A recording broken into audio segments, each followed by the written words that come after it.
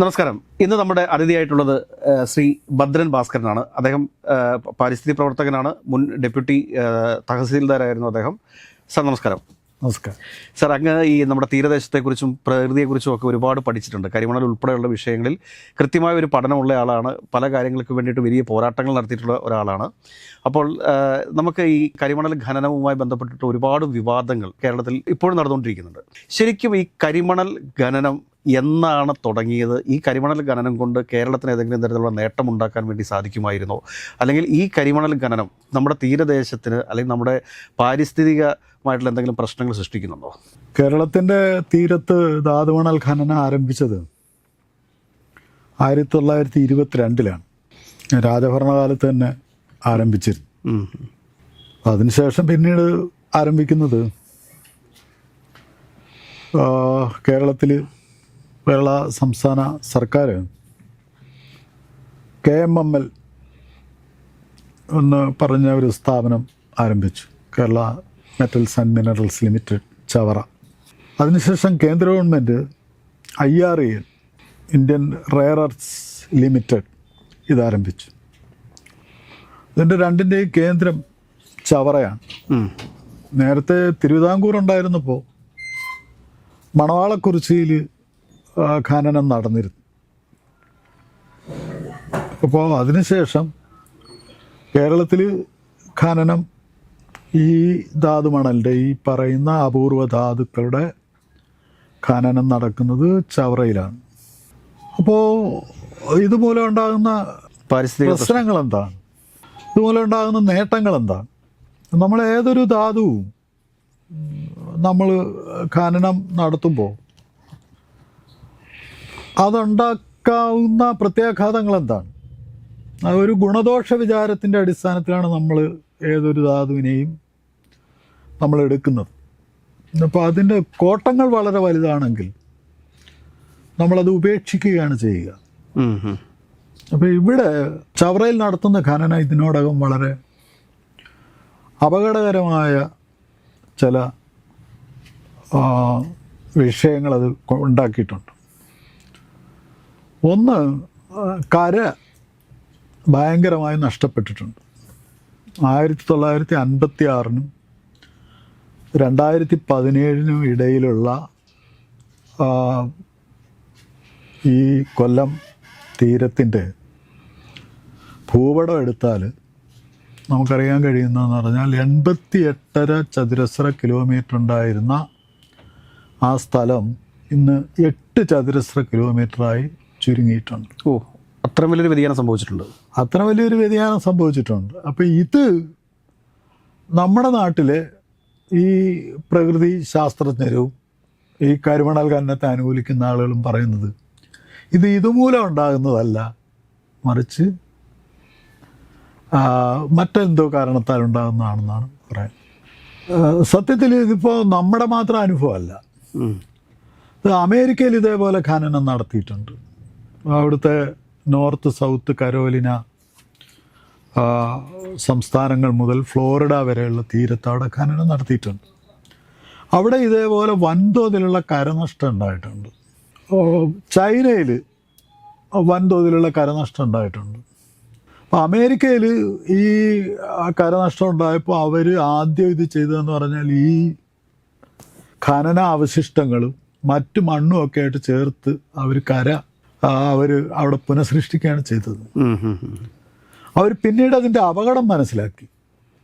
കാരണം ഇതിനകത്ത് അവശേഷിക്കുന്നതെന്ന് പറഞ്ഞാൽ മോണസൈറ്റ്, തോറിയം പോലെയുള്ള റേഡിയോ ആക്റ്റീവ് പദാർത്ഥങ്ങളാണ്. ഇത് റേഡിയേഷൻ ഉണ്ടാക്കിക്കൊണ്ടേയിരിക്കും.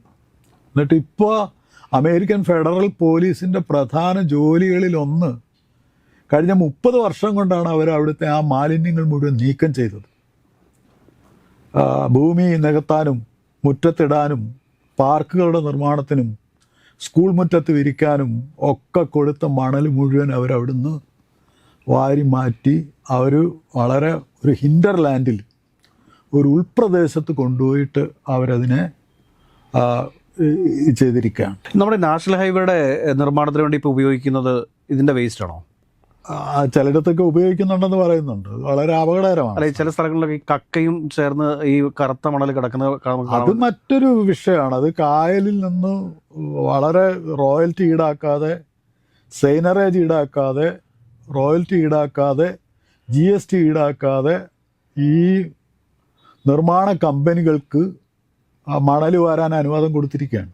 അപ്പൊ നമുക്ക് വേറെ ഒരു വിഷയം അത് മറ്റൊരു വിഷയമാണ്. ഓക്കെ, നമുക്കിപ്പോൾ ഇതിൽ കരിമണലിൽ തന്നെ കണ്ടിന്യൂ ചെയ്തു പോവാം.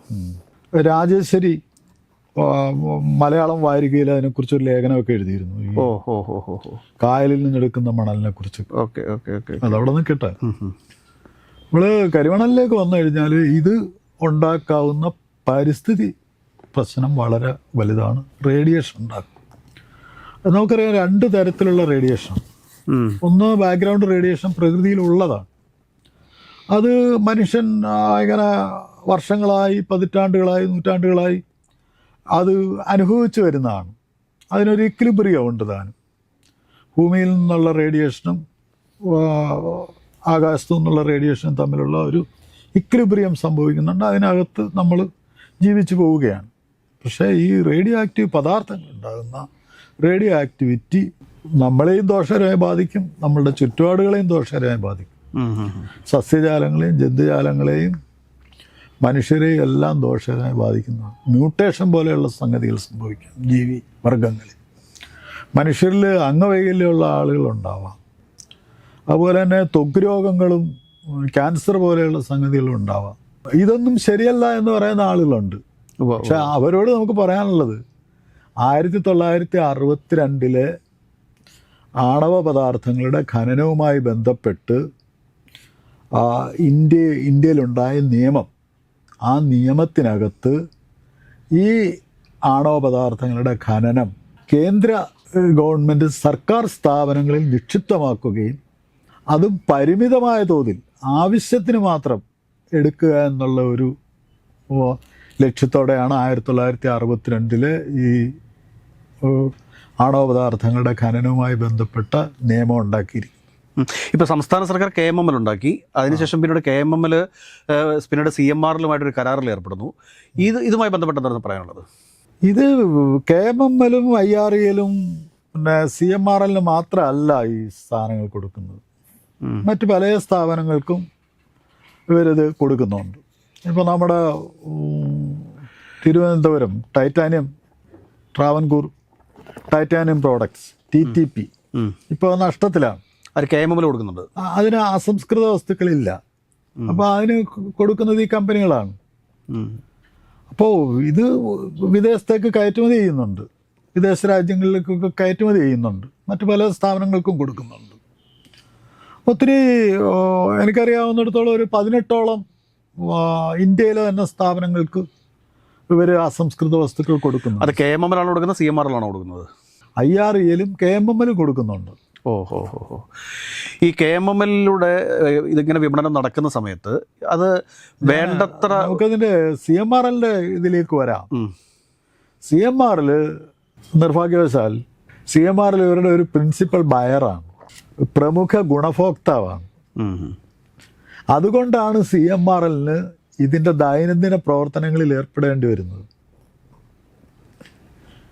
അങ്ങനെ ഈ KMML IREL ഉണ്ടാവുന്ന അവർ നടത്തുന്ന ഖനനത്തിലൂടെ ഉണ്ടാകാവുന്ന കുഴപ്പങ്ങളുണ്ടാകുമ്പോൾ അതിൻ്റെ മേൽ ജനങ്ങളുടെ പ്രതിഷേധം ഉണ്ടായി വരും എന്നുള്ളത് കൊണ്ട് ആ പ്രതിഷേധത്തെ തടഞ്ഞു നിർത്താൻ വേണ്ടിയിട്ടാണ് ട്രേഡ് യൂണിയൻ നേതാക്കൾക്കും രാഷ്ട്രീയ നേതാക്കൾക്കും സമുദായ നേതാക്കൾക്കും ക്ഷേത്രങ്ങൾക്കും മാധ്യമ ഹൗസുകൾക്കും ഒക്കെ പണം നൽകിയിട്ടുള്ളത്.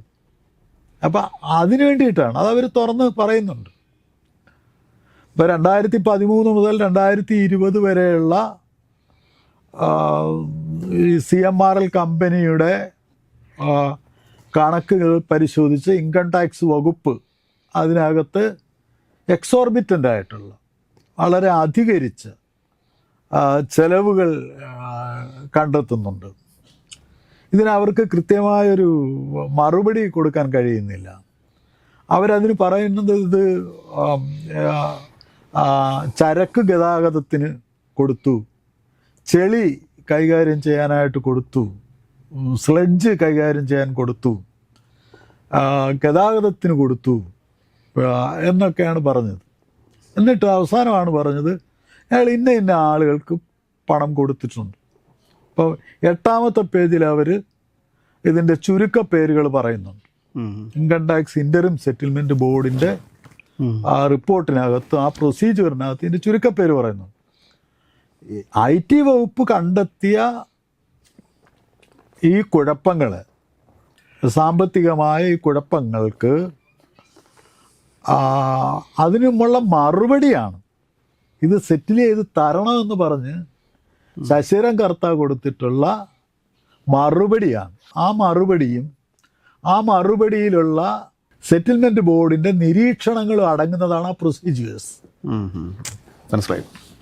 അപ്പം ശരിക്കും ശശിധരൻ കർത്ത സമ്മതിക്കുന്നുണ്ട്. ഈ അടുത്ത സമയത്തും അദ്ദേഹം ഒരു വെളിപ്പെടുത്തൽ നടത്തിയല്ലോ. അപ്പം അദ്ദേഹം പറയുന്നുണ്ട്, അവർ പറയുന്നുണ്ട് അതിൻ്റെ പിന്നെ ചീഫ് ഫിനാൻഷ്യൽ ഓഫീസറായ സുരേഷ് കുമാറും അക്കൗണ്ടൻ്റായ സുരേഷ് കുമാറും പിന്നെ വാസുദേവനും ഒക്കെ പറയുന്നുണ്ട് ഞങ്ങൾ ഇന്നതുപോലെ പണം കൊടുത്തിട്ടുണ്ട്, അത് ചെയർമാൻ്റെ മാനേജിംഗ് ഡയറക്ടറുടെ നിർദ്ദേശപ്രകാരമാണ് നൽകിയിട്ടുള്ളതെന്ന് പറയുന്നുണ്ട്. സാറേ, ഞാൻ ഒരു കാര്യം ചോദിച്ചോട്ടെ, ഇതിനകത്ത് സാമ്പത്തികമായിട്ടുള്ള ഒരു നേട്ടം KMML-ലാണോ അതോ CMRL-ലാണോ കൂടുതലായിട്ടുള്ളത്? നമുക്ക് അവരുടെ വാർഷിക കണക്കുകൾ തന്നെ നോക്കാം. ഈ ഫിനാൻഷ്യൽ ഇയർ മുഴുവൻ നോക്കുമ്പോൾ KMML ഉണ്ടാക്കിയതിൻ്റെ 10 മടങ്ങ് ലാഭം ആരുണ്ടാക്കിയിട്ടുണ്ട്? CMRL ഉണ്ടാക്കിയിട്ടുണ്ട്. അപ്പം അതിൽ നിന്ന് ഇത് വ്യക്തമാണല്ലോ. ഞാൻ പറഞ്ഞു തന്ന വേറൊരു കാര്യവും, ഇതിനകത്തപ്പോൾ 8ാം പേജിൽ ചുരുക്കപ്പേരുണ്ട്, 9ാം പേജിൽ മുഴുവൻ പേരുണ്ട്. ആദ്യം PV, KK, EK, AG, A Govindan, ഇങ്ങനെയൊക്കെയുള്ള ആളുകളുടെ പേരിൻ്റെ ചുരുക്കപ്പേരുകളാണ് ഉണ്ടായത്. പിന്നീട് അതിൻ്റെ 9ാമത്തെ പേജിൽ അതിൻ്റെ മുഴുവൻ പേരുകളുണ്ട്. KK കുഞ്ഞാലിക്കുട്ടിയാണെന്നും EK ഇബ്രാഹിം കുഞ്ഞാണെന്നും ഒക്കെ പറയുന്നുണ്ട്. കൃത്യമായിട്ട് പറയുന്നുണ്ട്. അവർക്ക് കൊടുത്ത തുകയെക്കുറിച്ചും പറയുന്നുണ്ട്. ഏറെക്കുറെ 175 കോടി രൂപയോളം ഈ സ്ഥാപനങ്ങൾക്കും, മാധ്യമ സ്ഥാപനങ്ങൾക്കും, അമ്പലങ്ങൾക്കും, ട്രേഡ് യൂണിയൻ നേതാക്കൾക്കും, ഉയർന്ന പോലീസ് സിവിൽ ഉദ്യോഗസ്ഥർക്കും, പിന്നെ രാഷ്ട്രീയ നേതാക്കൾക്കും കൊടുത്തതിനെക്കുറിച്ച് പറയുന്നുണ്ട്. 175 കോടി രൂപയോളം കൊടുത്തിട്ടുള്ളതായിട്ട് പറയുന്നുണ്ട്. അപ്പോൾ അതിനകത്ത് സ്പെസിഫൈ ചെയ്ത് പറയുന്നുണ്ട്. അതിനുശേഷം 10ാമത്തെ പേജിൽ പറയുന്നുണ്ട് എന്തിന് കൊടുക്കുന്നു. ഈ ഞങ്ങൾ നടത്തുന്ന ഞങ്ങളുടെ അസംസ്കൃത വസ്തു എന്ന് പറയുന്നത് ഇൽമനൈറ്റാണ് പ്രധാനമായും. ഇൽമനൈറ്റിൽ നിന്ന് റൂട്ടൈൽ നിർമ്മിച്ച്, റൂട്ടൈലിൽ നിന്ന് സിന്തറ്റിക് റൂട്ടൈൽ ഉണ്ടാക്കി, സിന്തറ്റിക് റൂട്ടൈൽ കയറ്റുമതി ചെയ്യുന്ന ജോലിയാണ് ഞങ്ങൾക്കുള്ളത്. ഈ സിന്തറ്റിക് റൂട്ടൈലാവട്ടെ അത് ടൈറ്റാനിയം ഡയോക്സൈഡിൻ്റെ നിർമ്മാണത്തിനും അതിൻ്റെ പിന്നീടുള്ള പ്രോസസ്സിനുമൊക്കെ വേണ്ടി ഉപയോഗിക്കുന്നതാണ്. അത് ലോകത്ത് വളരെ വിലപിടിപ്പുള്ള ഒരു അസംസ്കൃത വസ്തുവാണ്. ഇതാണ് ഞങ്ങൾ കൈകാര്യം ചെയ്യുന്നത്. ഇതാണ് ഞങ്ങളുടെ ബിസിനസ്സിൻ്റെ സ്കോപ്പ്, അതാണ് എൻ്റെ ഏരിയ, ഇതാണ് ഞങ്ങൾ ചെയ്യുന്നത്. അപ്പോൾ ഇത് ചെയ്യണമെങ്കിൽ ഞങ്ങൾക്ക് എന്ത് വേണം?